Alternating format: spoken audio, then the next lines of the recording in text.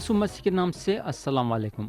प्यारे भाई और बहन, मैं यकीन करता हूँ कि आप लोग सब खैरियत से होंगे।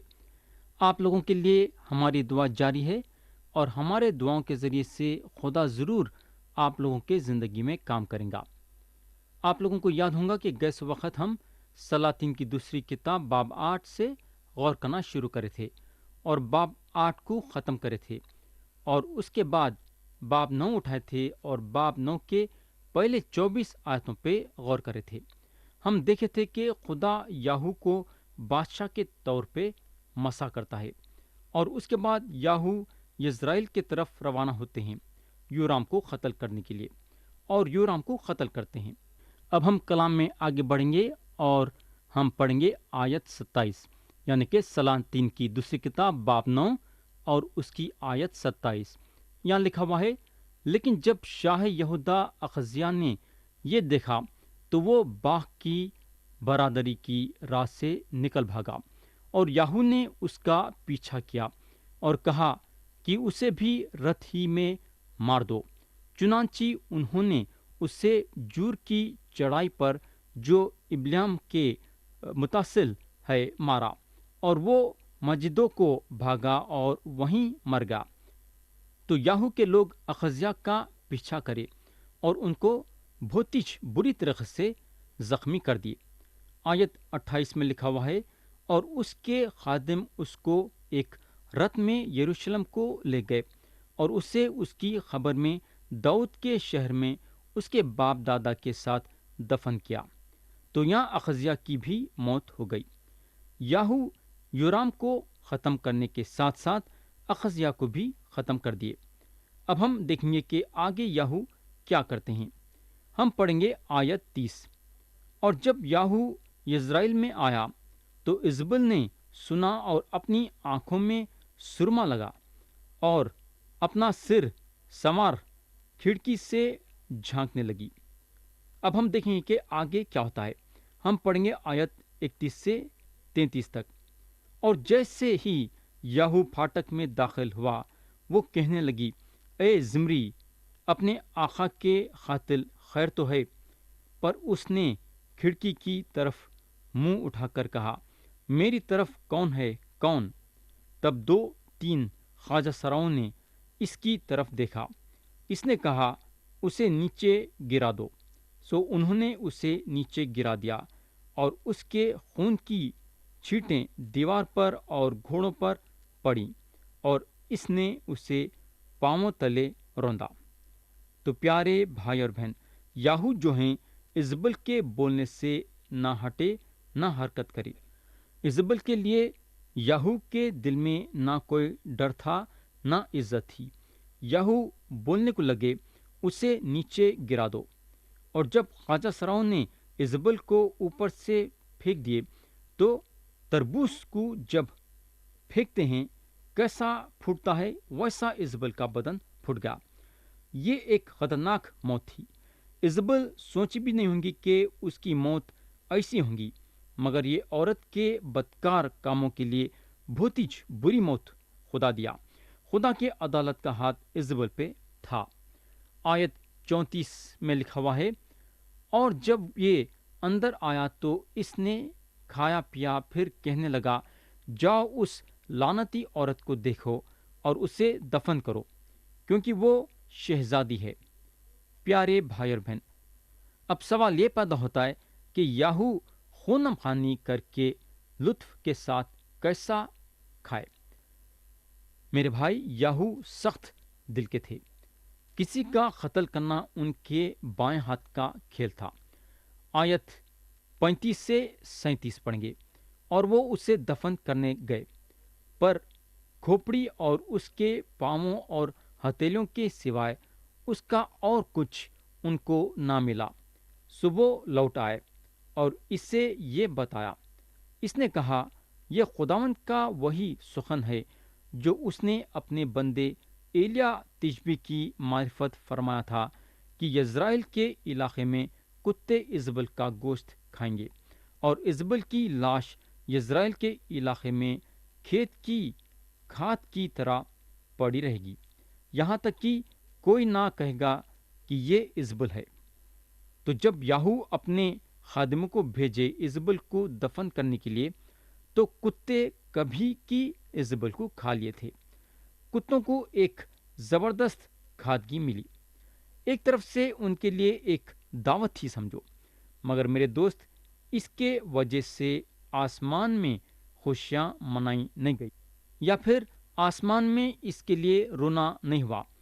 آسمان میں آنے والے دنوں کے بارے میں مکشفہ کی کتاب میں دیا گیا ہے، جہاں باب 19 اور اس کی آیت 2 میں لکھا ہوا ہے، کیونکہ اس کے فیصلے راست اور درست ہیں، اس لیے کہ اس نے اس بڑی کذبی کا انصاف کیا جس نے اپنی حرام کاری سے دنیا کو خراب کیا تھا، اور اس سے اپنے بندوں کے خون کا بدلہ لیا۔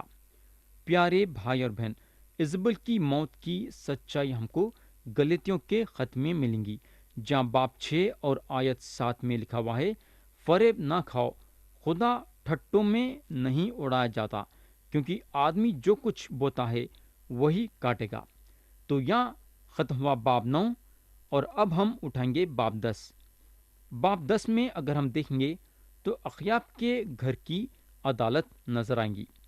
ہم پڑھیں گے آیت 1 سے 3 تک، لکھا ہوا ہے، اور سمریا میں اخیاب کے 70 بیٹے تھے، سو یاہو نے سمریا میں یزرائیل کے امیروں یعنی بزرگوں کے پاس اور ان کے پاس جو اخیاب کے بیٹوں کے پالنے والے تھے خط لکھ بھیجے کہ جس حال تمہارے آقا کے بیٹے تمہارے ساتھ ہیں، اور تمہارے پاس رتھ اور گھوڑے اور فصلدار شہر بھی اور ہتھیار بھی ہیں، سو اس خط کے پہنچتے ہی تم اپنے آقا کے بیٹوں میں سب سے اچھے اور لائق کو چن کر اسے اس کے باپ کے تخت پر بٹھاؤ اور اپنے آقا کے گھرانے کے لیے جنگ کرو۔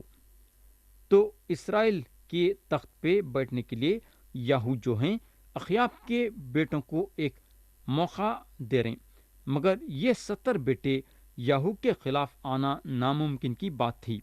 تو یہ اسرائیل کے بزرگاں لوگ اپنے آپ کو بچانے کے لیے یہ 70 بیٹوں کے سروں کو یاہو کے پاس بھیجتے ہیں۔ یہ بزرگ لوگ 70 لوگوں کو قتل کرتے ہیں اور ان کے سروں کو کاٹ کے یاہو کے پاس بھیجتے ہیں۔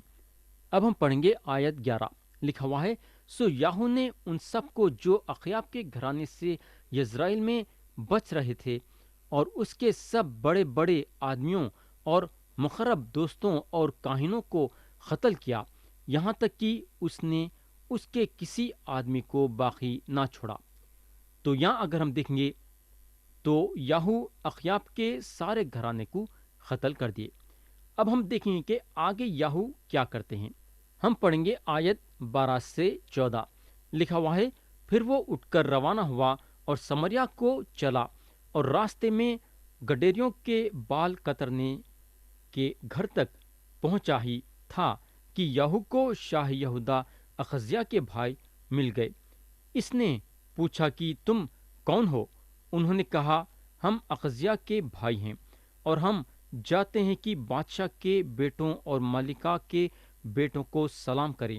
تب اس نے کہا کہ ان کو جیتا پکڑ لو۔ سو انہوں نے ان کو جیتا پکڑ لیا، اور ان کو جو 42 آدمی تھے بال کترنے کے گھر کے حوض پر قتل کیا، ان میں سے ایک کو بھی نہ چھوڑا۔ تو پیارے بھائی اور بہن، اخیاب کے گھرانے سے نپٹنے کے بعد یاہو سمریا کو جا رہے تھے تخت نشین ہونے کے لیے۔ انہوں جب جا رہے تھے تو ان کو راستے میں 42 اخزیہ جو یہودا کے بادشاہ تھے بھائی مل گئے، تو ان لوگوں کو پکڑ کے یاہو قتل کر دیے۔ آیت 15 میں لکھا ہوا ہے، پھر جب وہ وہاں سے رخصت ہوا تو یہو نداب بن رکاب جو اس کے استقبال کو آ رہا تھا اسے ملا۔ تب اس نے اس سے سلام کیا اور اس سے کہا، کیا تیرا دل ٹھیک ہے جیسا میرا دل تیرے دل کے ساتھ ہے؟ یہو نداب نے جواب دیا کہ ہے۔ سو اس نے کہا، اگر ایسا ہے تو اپنا ہاتھ مجھے دو۔ سو اس نے اس سے اپنا ہاتھ دیا اور اس نے اسے رتھ میں اپنے ساتھ بٹھا لیا۔ تو تو پیارے بھائی اور بہن، یاہو ابھی سمریا کے جانے کے راستے میں تھے، تو ان کی ملاقات یہوناداب سے ہوئی جو رکاب کے بیٹے تھے۔ تو جو سوال انہوں ان سے کرے وہ سوال یہ تھا کہ کیا تیرا دل ٹھیک ہے جیسا میرا دل تیرے دل کے ساتھ ہے؟ پیارے بھائی اور بہن، یہوناداب جو آدمی تھے جو رکابیوں کو قائم کرے، یہ رکابیوں کا ذکر جو ہے یرمیاہ کرے تھے۔ یہ پکی بات ہے کہ یہوناداب کافی مشہور آدمی تھے اور ان کا رشتہ ہر ایک کے ساتھ تھا، اور یہوناداب یاہو کے یہ حرکت سے راضی تھے جو حرکت یاہو اخیاب کے گھرانے سے کرے، اور اس لیے انہوں اپنا ہاتھ بڑھائے یاہو کے رتھ میں بیٹھنے کے لیے۔ اب ہم کلام کے وہ حصے پہ آئیں گے جہاں یاہو بال کی عبادت کرنے والوں کا قتل کرتے ہیں۔ ہم پڑھیں گے آیت 18 اور 19۔ پھر یاہو نے سب لوگوں کو فراہم کیا اور ان سے کہا کہ اخیاب نے بال کی تھوڑی پرستش کی، یاہو اس کی بہت ہی پرستش کرے گا۔ سو اب تم بال کے سب نبیوں اور اس کے سب پوجنے والوں اور سب پجاریوں کو میرے پاس بلا لاؤ، ان میں سے کوئی غیر حاضر نہ رہے، کیونکہ مجھے بال کے لیے بڑی قربانی کرنی ہے۔ سو جو کوئی غیر حاضر رہے وہ جیتا نہ بچے گا۔ پر یاہو نے اس غرض سے کہ بال کے پوجنے والوں کو نیست کر دے یہ ہلا نکالا تھا۔ تو اگلا کام جو یاہو کرے وہ یہ تھا کہ ایک جھوٹ بول کے سارے بال کے پوجنے والوں کو اکٹھا کرے تاکہ ان لوگوں کو بھی قتل کرے۔ ویسا انہوں ان لوگوں کو یہ بتانا چاہتے تھے کہ انہوں بھی بال کی پوجا کرنے والے میں سے ہیں، اور سارے بال کے پوجنے والوں کو بال کے لیے قربانی کرنے کے لیے بلائے۔ جب سارے بال کے پوجنے والے اور نبیاں آئے تو انہوں ان لوگوں کو قتل کر دیے۔ تو یہ ایک بہت بڑی جال یاہو بال کے نبیوں کے سامنے بچھائے، اور ان لوگ یاہو کے یہ جال میں پھنس گئے۔ اب ہم کلام کے وہ حصے پہ آئیں گے جہاں یاہو جو ہیں یروبیام کے گناہ کے پیچھے چلتے ہیں۔ یہ بات سچ ہے کہ یاہو بال کے نبیوں کو قتل کرے، مگر انہوں خدا کے سچے نبیوں کے طرف نہیں پلٹے۔ آیت 29 میں لکھا ہوا ہے، تو بھی نابات کے بیٹے یروبیام کے گناہوں سے جن سے اس نے اسرائیل سے گناہ کرایا یاہو باز نہ آیا، یعنی اس نے سونے کے بچھڑوں کو ماننے سے جو بیتل اور دان میں تھے کرانہ کشی نہ کی۔ تو یاہو سونے کے بچھڑوں کی عبادت کرنے لگے، وہ سونے کے بچھڑوں کی جو یروبیام قائم کرے تھے۔ یاہو خدا کے طرف رجوع نہیں ہوئے، مگر کیونکہ ان کے دل کا ایک حصہ خدا کی طرف تھا، خدا ان کو ایک زمینی اجر دیا، یعنی 4 نسل تک بادشاہی کرنے کا موقع دیا۔ آیت 30 میں لکھا ہوا ہے، اور خداوند نے یاہو سے کہا، چونکہ تو نے یہ نیکی کی ہے کہ جو کچھ میری نظر میں بھلا تھا اس سے انجام دیا ہے، اور اخیاب کے گھرانے سے میری مرضی کے مطابق برتاؤ کیا ہے، اس لیے تیرے بیٹے 4 پشت تک اسرائیل کے تخت پر بیٹھیں گے۔ اب ہم آیت 32 پڑھیں گے۔ ان دنوں خداوند اسرائیل کو گھٹانے لگا، اور حزائیل نے ان کو اسرائیل کی سب سرحدوں میں مارا۔ تو پیارے بھائی اور بہن، اب سوال یہ پیدا ہوتا ہے کہ یہاں کیا ہو رہا ہے؟ یہاں یہ ہو رہا ہے کہ شمالی بادشاہت یعنی کہ اسرائیل کے شمالی بادشاہت کا حصہ تیار ہو رہا ہے آسری میں جانے کے لیے۔ یہاں سے اسرائیلیوں کا روحانی طور سے گرنا ہوگا، اور یہ گراوٹ ان کو بربادی کی طرف بڑھائیں گی۔ آسور کی فوج آ کے ان لوگوں کو پکڑ لے کے چلے جائیں گی۔ اب ہم آیت 34 سے 36 پڑھیں گے، جو کہ یہ باب کی آخری آیتیں ہیں۔ اور یاہو کے باقی کام اور سب جو اس نے کیا اور اس کی قوت کا بیان، سو کیا وہ اسرائیل کے بادشاہوں کی تاریخ کی کتاب میں قلم بند نہیں؟ اور یاہو اپنے باپ دادا کے ساتھ سو گیا اور انہوں نے اسے سمریا میں دفن کیا، اور اس کا بیٹا یہوآخز اس کی جگہ بادشاہ ہوا، اور وہ عرصہ جس میں یاہو نے سمریا میں بنی اسرائیل پر سلطنت کی 28 برس کا تھا۔ تو پیارے بھائی اور بہن، یہاں ختم ہوا باب 10۔ اب ہم باب 11 اٹھائیں گے اور پڑھیں گے اس کی آیت 1۔ لکھا ہوا ہے، جب اخزیہ کی ماں عتلیہ نے دیکھا کہ اس کا بیٹا مر گیا، تب اس نے اٹھ کر بادشاہ کی ساری نسل کو نابود کیا۔ جب تک اخزیہ زندہ تھے تو اس وقت عتلیہ رانی تھے، کیونکہ عتلیہ اپنے بیٹے کو اپنے قابو میں رکھی تھی۔ یہ عورت ایزبل کے ویسی تھی، کیونکہ اب اخزیہ مر گئے تو اخزیہ کا بیٹا تخت پہ بیٹھتا تھا۔ انہیں نہیں چاہتی تھی کہ اس کا نواسا تخت پہ بیٹھنا۔ اس کو شاید اس بات کا ڈر تھا ہوگا کہ انہیں اپنے نواسے کو اپنے قابو میں نہیں رکھ سکیں گی اور اس کا عہدہ اس کے ہاتھ سے نکل جائے گا۔ تو اب سوال یہ پیدا ہوتا ہے کہ عتلیہ کیا کری؟ وہ ساروں کو عتلیہ قتل کر دی جو داؤد کے لکیر سے جڑے ہوئے تھے، مگر اس میں سے ایک بچ گیا۔ آیت 2 اور 3 میں لکھا ہوا ہے، پر یورام بادشاہ کی بیٹی یا حسبا نے جو اخزیہ کی بہن تھی، اخزیہ کے بیٹے یواس کو لیا اور اسے ان شہزادوں سے جو قتل ہوئے چپکے سے جدا کیا، اور اسے اس کی دادا سمیت 20 تروں کی کھوٹری میں کر دیا، اور انہوں نے اسے عتلیہ سے چھپائے رکھا۔ وہ مارا نہ گیا، اور وہ اس کے ساتھ خداون کے گھر میں 6 برس تک چھپا رہا، اور عتلیہ ملک میں سلطنت کرتی رہی۔ تو پیارے بھائی اور بہن، عتلیہ سارے ملک پہ سلطنت کرنے لگی، اور عتلیہ یہ چاہتی تھی کہ وہ سارے ملک پہ سلطنت کرے، مگر اس کو اس بات کی خبر نہیں تھی کہ یوآس دن بہ دن بڑھتے جا رہا ہے۔ اب ہم کلام کے وہ حصے پہ آئیں گے جہاں یوآس یہودا کے بادشاہ بنائے جاتے ہیں۔ آیت 4 پڑھیں گے، اور 7ویں برس میں یہویدا نے کاریوں اور پہرے والوں کے 100 کے سرداروں کو بلا بھیجا، اور ان کو خداون کے گھر میں اپنے پاس لا کر ان سے عہد و پیمان کیا، اور خداون کے گھر میں ان کو قسم کھلائی، اور بادشاہ کے بیٹے کو ان کو دکھایا۔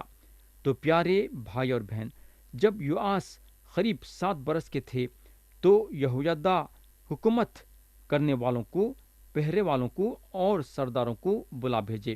انہوں ان لوگوں کو بتانے کو لگے کہ بادشاہ کا ایک بیٹا ہے۔ جب ان لوگوں کو پتا چلا کہ داؤد کی لکیر قائم ہے تو ان لوگوں کا ہمت اور حوصلہ بڑھا۔ ان لوگوں کو خوشی ہوئی اور ان لوگوں کی امید جاگ اٹھی۔ یہ لوگ عتلیہ سے تنگ آ گئے تھے اور اس کو تخت پہ سے اتار دینے کے لیے تل گئے تھے۔ آیت 5 سے 7 میں لکھا ہوا ہے، اور اس نے ان کو یہ حکم دیا کہ تم یہ کام کرنا کہ تم جو سبت کو یہاں آتے ہو، سو تم میں سے 1/3 آدمی بادشاہ کے قصر کے پہرے پر رہیں، اور 1/3 سور نام پھاٹک پر رہیں، اور 1/3 اس پھاٹک پر ہوں جو پہرے والوں کے پیچھے ہے۔ یوں تم محل کی نگہبانی کرنا اور لوگوں کو روکے رہنا، اور تمہارے 2 جتے یعنی سب جو سبت کے دن باہر نکلتے ہیں وہ بادشاہ کے آس پاس ہو کر خداون کے گھر کی نگہبانی کریں۔ تو پیارے بھائی بہن، یا یہویدا کاہن یہ کام کرے کہ لڑکے کے حفاظت کا حکم دیے۔ انہوں کسی طریقے سے بھی لڑکے کو حفاظت سے رکھنا چاہتے تھے، اور دوسرا کام یہ کرے کہ آدمیوں کو یعنی کہ جن جن کو انہوں بلائے تھے ان کو ان کی ذمہ داری دے دیے کہ ان لوگوں کو کیا کرنا ہے۔ آیت 11 اور 12 پڑھیں گے، اور پہرے والے اپنے اپنے ہتھیار ہاتھ میں لیے ہوئے ہیکل کے دہنی پہلو سے لے کر بائیں پہلو تک مذبح اور ہیکل کے برابر برابر بادشاہ کے گردا گرد کھڑے ہو گئے۔ پھر اس نے شہزادے کو باہر لا کر اس پر تاج رکھا اور شہادت نامہ اسے دیا، اور انہوں نے اسے بادشاہ بنایا اور اسے مسح کیا، اور انہوں نے تالیاں بجائیں اور کہا بادشاہ جیتا رہے۔ پیارے بھائی اور بہن، یہویدا صرف وقت کا انتظار کر رہے تھے، اور جیسا برابر کا وقت آیا تو انہوں جو ہے دلیری کے ساتھ اپنا قدم اٹھائے اور یوآس کو بادشاہ بنائے۔ یا میں کلام کو ختم کروں گا یہ دعا کے ساتھ کہ خدا ہم سب کو آج کے کلام کے ذریعے سے برکت دے، یسوع مسیح کے نام سے آمین۔